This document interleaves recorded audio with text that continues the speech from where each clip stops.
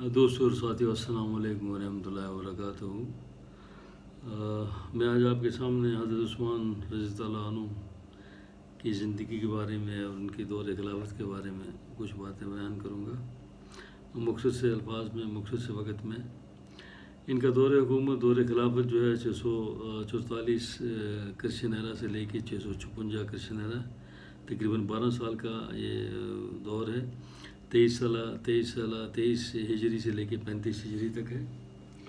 حضرت عثمان رضی اللہ عنہ تیسرے خلیفہ ہیں اور نبی کریم صلی اللہ علیہ وسلم کے بعد۔ اور عثمان اسلام سے پہلے ان کو جو کنایا کے نام سے جانا جاتا تھا ابو عمر، لیکن اس کے بعد ان کو ٹائٹل تھا، ایک آنر تھا، ایک ان کو ابی عبداللہ ذوالنورین کے نام سے جانا جاتا تھا۔ ان کے والد کا نام عفان تھا اور والدہ کا نام عروہ، اور یہ 5ویں جنریشن میں نبی کریم صلی اللہ علیہ وسلم کے جو آباء و اجداد سے ان کا جو ہے میل ملتا تھا۔ یہ بنو امیہ کے قبیلے سے تھے، جو کہ قریش کے 2 قبیلے ہیں، اور ایک بنو امیہ اور ایک بنو ہاشم۔ اور یہ بنو امیہ جو ہے، اس کے بعد خلافت راشدین کے بعد تقریباً 100 سال انہوں نے جو ہے اس پورے خطے میں حکومت کی۔ اس خاندان میں ابو سفیان جو تھے، جو تقریباً بہت سارے غزوات میں انہوں نے نبی کریم صلی اللہ علیہ وسلم کے خلاف جنگ کی۔ پھر فتح مبین کے بعد جب مکہ پہ باقاعدہ مسلمانوں کا قبضہ ہوا، جس کو بلڈ لسکوب کہا جاتا ہے، اس دوران انہوں نے جو ہے ابو سفیان نے جو ہے وہ اسلام قبول کیا، اور ان میں دونوں لوگ ایک دوسرے یہ اور اسلام سے جو بنو امیہ جو تھا، بنو امیہ کو ایک اور بڑی پوزیشن تھی کہ ان کے پاس جو نیشنل فلیگ تھا وہ ان کی کسٹڈی میں رہتا تھا، اس کی وجہ سے ان کی بڑی ایک پوزیشن تھی عرب میں۔ تو حضرت عثمان رضی اللہ عنہ 6 سال ینگر تھے، چھوٹے تھے نبی کریم صلی اللہ علیہ وسلم سے، اور بچپن سے ہی بڑے ایماندار، بڑے محنتی، بڑے اپرائٹ، جس کو کہتے ہیں اپرائٹ اینڈ آنیسٹ پرسن تھے یہ۔ اس کے بعد ان کا شوق جو تھا بزنس کی طرف تھا، ٹریڈ کی طرف تھا، تجارت کی طرف ان نے اپنا شوق جو ہے وہ ان کا شوق تھا۔ اور ان کی دوستی، ان کی چونکہ بڑی انٹیگریٹی تھی، بڑی ایمانداری تھی، اس کی وجہ سے ان کی دوستی حضرت ابو بکر رضی اللہ عنہ سے بھی تھی۔ تو اسلام میں سب سے پہلے نبی کریم صلی اللہ علیہ وسلم نے جب اعلان کیا، جب بعثت کے بعد انہوں نے اسلام کی دعوت کا اعلان کیا، تو اس وقت حضرت عثمان رضی اللہ عنہ 34 سال ان کی عمر تھی، اور حضرت ابو بکر رضی اللہ عنہ پہلے شخص ہے جو انہوں نے اسلام کا میسیج لے کے وہ حضرت عثمان کے پاس آئے، رضی اللہ عنہ کے پاس آئے۔ ایک دن حضرت عثمان رضی اللہ عنہ حضرت طالحہ ابن عبید اللہ رضی اللہ عنہ نبی کریم صلی اللہ علیہ وسلم کے پاس آئے، اور نبی کریم صلی اللہ علیہ وسلم نے ان کو باقاعدہ اسلام کی دعوت دی اور ان کو اسلام کے بارے میں پوری تفصیل بیان کی۔ اور اس پر ابھی نبی کریم صلی اللہ علیہ وسلم جو ہے ارقام کے مکان میں ابھی انہوں نے باقاعدہ جو ہے وہ 5ویں ہجری میں بعثت کے بعد جب ارقام کے مکان میں باقاعدہ ایک تبلیغ کا سلسلہ شروع ہوا مکہ میں، اس وقت چونکہ ہر طرف پریشانی تھی، اس وقت پھر ارقام کے مکان میں جا کے سلسلہ شروع ہوا، وہی نمازیں بھی ادا ہوئیں اور وہیں سے تبلیغ بھی ہوتی تھی۔ ابھی وہ مقام اس سے پہلے کا ذکر ہے کہ یہ حضرت عثمان غنی رضی اللہ عنہ جو ہے اسلام قبول کرتے ہیں۔ اور اس وقت اس موقع پر حضرت عثمان نے رضی اللہ عنہ نے ایک اپنا واقعہ بھی سنایا نبی کریم صلی اللہ علیہ وسلم کو۔ کہا کہ ہم کچھ ہی عرصہ پہلے سیریا سے واپس آ رہے تھے، تجارت کے سلسلے میں سیریا گئے تھے، تو وہاں سے آنے کے بعد راستے میں ایک جگہ ہم دھوپ سی گرمی کی وجہ سے ایک جگہ بیٹھے، اور کچھ نیند سی لگی، جیسے ڈوزینس ہم کہتے ہیں کہ انسان تھوڑا سا غنودگی میں تھا۔ تو جب ان کو ایک آواز آئی، کہا کہ اے سونے والے جاگو، احمد جو ہے وہ مکہ میں آ چکا ہے۔ اور جب ہم نے یہ آواز سنی تو اس کے بعد جب ہم یہاں پہنچے تو ہم نے آپ کی بات سنی، آپ کے اعلان کے بارے میں سنا اور آپ کے مشن کے بارے میں سنا۔ بنو امیہ جس کو کہ عثمان بلانگ کرتے تھے، بنو ہاشم کے ساتھ ان کو عداوت تھی، جس میں میں نے آپ کو پہلے ہی بتایا کہ ابو سفیان بھی اس میں تھے، اور عقابہ ابن معیط بھی تھے، جو کہ نبی کریم صلی اللہ علیہ وسلم سے بہت بڑی عداوت رکھتے تھے۔ اسلام میں داخل ہونے کے بعد جب ان کے چاچا حضرت حکام کو معلوم ہوا تو انہوں نے اس کو رسی کے ساتھ باندھا اور بہت پٹائی کی،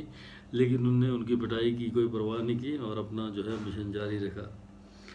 ابسینیا کی جب 5ویں 6 ہجری میں جب ابسینیا کی جب مکہ میں بہت زیادہ پریشانی اٹھی، جب بہت ہی سارا سلسلہ جو ہے وہاں پریشان ہوا، جب مسلمانوں کو بہت زیادہ تنگ کرنے لگے، تو اسی دور میں کیا ہوتا ہے کہ ابو لہب جو تھے، آپ کو پتہ ہے کہ ابو لہب نبی کریم صلی اللہ علیہ وسلم کے بھی چچا تھے،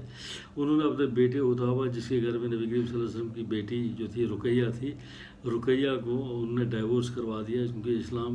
اسلام کے اعلان کے بعد ابو لہب نے اپنے بیٹے سے جو ہے ان کے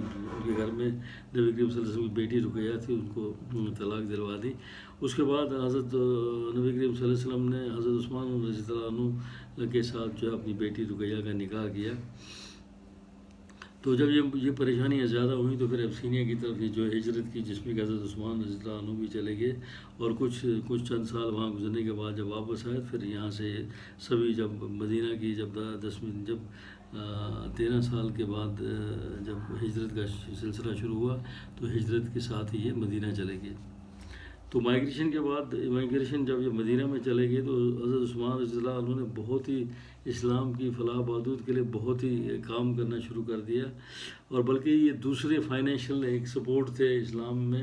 حضرت ابوبکر صدیق کے بعد، چونکہ بہت امیر کبیر آدمی تھے، بہت ہی بڑے تجارت کرتے تھے، ان کے پاس بہت بڑا سرمایہ تھا۔ تو مدینہ میں بر روما ایک کنواں تھا جہاں سے لوگ پانی پیا کرتے تھے، اور یہاں سے مسلمان جب پانی پیتے تھے تو ان کو باقاعدہ اس کا جو ہے معاوضہ ادا کرنا پڑتا تھا۔ تو ایک دن حضرت محمد صلی اللہ علیہ وسلم نے خواہش ظاہر کی کہ کوئی شخص ہمارے مسلمانوں میں سے اس کنویں کو خرید لے، اس کے بعد اس کو کنورٹ کرے، پبلک پراپرٹی میں کنورٹ کر دے۔ تو اس پر حضرت عثمان رضی اللہ عنہ نے جو ہے حامی بھر دی، اور کچھ نے کہا کہ 20,000 درہم دیے، کچھ نے کہا کہ 35,000 درہم دیے، وہ بہت بڑی رقم دے کر انہوں نے یہ کنواں خرید لیا اور اس کو پبلک پراپرٹی میں کنورٹ کیا۔ اس نے اپنی پراپرٹی نہیں بنائی، بلکہ اس کو پبلک پراپرٹی میں کنورٹ کر دیا۔ اور اس کے بعد نبی کریم صلی اللہ علیہ وسلم نے ایک دن محسوس کیا کہ مسجد نبی میں اب چونکہ مسلمان بہت زیادہ تعداد میں اب کنورٹ ہو رہے تھے، مسلمان داخل ہو رہے تھے، تو مسجد میں جو ہے تھوڑی کمی پیشی آئی۔ تو اس کے ساتھ زمین جو تھی، نبی کریم صلی اللہ علیہ وسلم نے خواہش ظاہر کی کہ زمین کو خریدا جائے تاکہ مسجد کو وسیع بنایا جائے۔ اس پر بھی حضرت عثمان رضی اللہ عنہ نے حامی بھر دی اور وہ زمین خرید لی، اور اس کے بعد جو ہے مسجد کا جو ہے ایکسٹینشن ہوا، اس کا ایکسپینشن ہوا۔ اس کے بعد اسی دوران میں جنگ تبوک کا معاملہ تھا، اس وقت بھی فوج بنائی جا رہی تھی، بہت بڑی فوج بنائی جا رہی تھی، جس کے لیے ساز و سامان کی ضرورت تھی۔ اس پر بھی حضرت عثمان رضی اللہ عنہ نے بہت سرمایہ اپنا لگایا تاکہ فوج کے سامان جا کے جنگ میں جو ہے کامیابی حاصل ہو۔ اس میں فوج کی جو بھی ضرورت تھی اس وقت کے حساب سے وہ چیزیں انہیں مہیا کی۔ بدر کے جنگ میں حضرت عثمان رضی اللہ عنہ حصہ نہیں لے سکے، چونکہ اس وقت حضرت رقیہ رضی اللہ عنہ بیمار تھی، اور نبی کریم صلی اللہ علیہ وسلم کی اجازت سے وہ گھر پہ ہی رہے اور مدینہ میں ہی رہے، وہ بدر کے مقام پہ نہیں آئے، اور بدقسمتی سے اس کے بعد ہی حضرت رقیہ جو ہے وفات پا گئی۔ تو اس کے بعد نبی کریم صلی اللہ علیہ وسلم نے اپنی دوسری بیٹی جو تھی کلثوم، ان کو جو ہے عثمان کے نکاح میں دے دیا۔ اس کے بعد بہت سارے غزوات میں، جنگ احد میں، جنگ خندق میں جو ہے حضرت عثمان غنی رضی اللہ عنہ نے باقاعدہ جو ہے حصہ لیا۔ اور تو اس کے بعد جب صلح حدیبیہ ہوئی تو اس وقت بھی حضرت عثمان اس وقت موجود نہیں تھے، چونکہ نبی کریم صلی اللہ علیہ وسلم نے حضرت عثمان کو قریش کے پاس سفیر بنا کے بھیجا تھا تاکہ ان سے بات چیت کیا جائے، لیکن انہوں نے ان کو اریسٹ کر دیا، بلکہ یہاں تک خبر پھیل گئی کہ شاید حضرت عثمان رضی اللہ عنہ کو جو ہے قریش نے قتل کر دیا ہے۔ لیکن جب ابھی صلح حدیبیہ ابھی مکمل نہیں ہوئی، اس سے پہلے وہاں پر ایک پلیج لیا گیا، ایک اوتھ لیا گیا نبی کریم صلی اللہ علیہ وسلم نے، جس کو بیت الرضوان کے نام سے پکارا جاتا ہے، کہ تمام مسلمانوں نے ایک اوتھ لیا، ایک پلیج لیا کہ ہم جو ہے نبی کریم صلی اللہ علیہ وسلم کا ہمیشہ ساتھ دیں گے، قریش کچھ بھی حرکت کرے، کوئی بھی طریقہ کرے، ہم ہمیشہ جو ہے ان کا ساتھ دیں گے، ہر معاملے میں ان کے ساتھ دیں گے۔ تو لیکن اس کے بعد جو ہے صلح حدیبیہ جب ہوئی تو حضرت عثمان غنی رضی اللہ عنہ کو انہوں نے چھوڑ دیا، کیونکہ ان کو اریسٹ کیا تھا، وہ ایک سفیر کی حیثیت سے ان کا قتل نہیں ہوا تھا، لیکن ان کو صلح حدیبیہ کے بعد ان کو چھوڑ دیا۔ اس کے بعد جنگ تبوک میں نے آپ کو بتایا، جب فوج جو ہے جس فوج کا نام رکھا تھا جسر العسرہ کہ جب کہا اس کی فارمیشن کے لیے انہوں نے بہت سارا سرمایہ اپنا ادا کیا. تو ان کی بہت ساری خدمات، یہ خدمات چند میں بیان کر رہا ہوں چھوٹے سے وقت میں زیادہ بیان نہیں کر سکتا، لیکن اہم جو خاص جو بہت سارے جو جگہوں پر جو کہ بتانے کے لیے بہت ضروری ہے وہ میں آپ کے سامنے بیان کر رہا ہوں. اس کے بعد دیکھا جائے تو حضرت عثمان رضی اللہ عنہ کی ایک بہت بڑی پوزیشن تھی حضرت ابوبکر صدیق رضی اللہ عنہ کے دوران، اس کے بعد حضرت عمر رضی اللہ عنہ کی خلافت کے دوران. یہ ایک بہت ہی ایک بڑے باعزت جو ہے ایک مقام رکھتے تھے. ان کی بات کو سنا جاتا تھا، بلکہ ان کو کنسلٹیشن سے لی جاتی تھی، اور بلکہ ان کے کہنے پر جو ہے بہت سارے معاملے حل کیے جاتے تھے.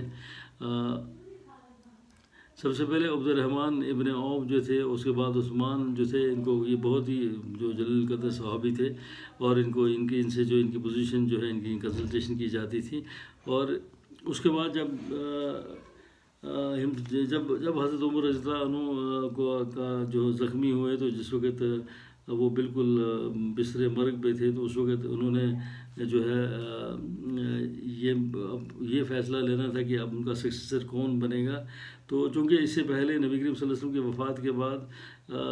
حضرت ابوبکر صدیق کا جو الیکشن تھا وہ بہت آسان تھا، چونکہ حضرت ابوبکر صدیق ایک بہت بڑی پوزیشن رکھتے تھے. اس کے بعد حضرت عمر فاروق کا دور جب آیا، اس وقت بھی حضرت ابوبکر صدیق نے باقاعدہ ایک کنسنسس سے حضرت عمر فاروق رضی اللہ عنہ کے بارے میں جو ہے فیصلہ کیا. لیکن آج اس میں بہت سارے صحابی تھے جن کا جو اس قابل تھے، جن کو کوئی خلیفہ کی پوزیشن مل سکتی تھی. تو اس وقت جو ہے حضرت عمر فاروق نے جو کہ ابو عبیدہ ابن جرح کو ماننا چاہتے تھے کہ وہ میرے بعد خلیفہ بنے، لیکن وہ پہلے ہی وفات پا چکے تھے. اس کے بعد عبداللہ بن عوف تھے، جو کہ بہت ہی ایک بڑی پوزیشن میں تھے، جن کو حضرت عمر فاروق نے زخمی ہونے کے بعد باقاعدہ ان کو امامت کروائی ان سے. ان کا بھی نام بڑا اثر فہرست تھا. لیکن ان حالات میں حضرت عمر فاروق رضی اللہ عنہ نے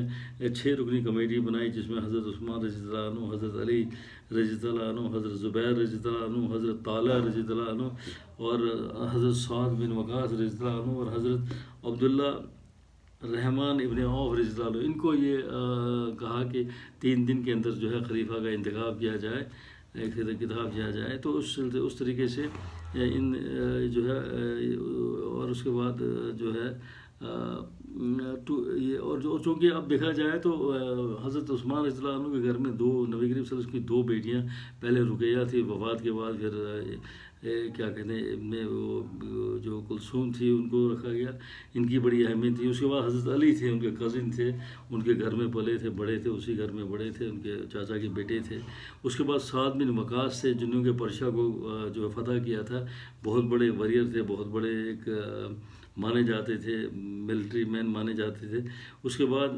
طلحہ اور زبیر تھے، حضرت طلحہ رضی اللہ عنہ، زبیر رضی اللہ عنہ تھے، جن کے بارے میں نبی کریم صلی اللہ علیہ وسلم نے بشارت دی تھی. عشرہ مبشرہ مطلب یہ ہے کہ جن کے بارے میں اچھی خبر نبی کریم صلی اللہ علیہ وسلم نے دی تھی کہ یہ لوگ میرے ساتھ جنت میں ہوں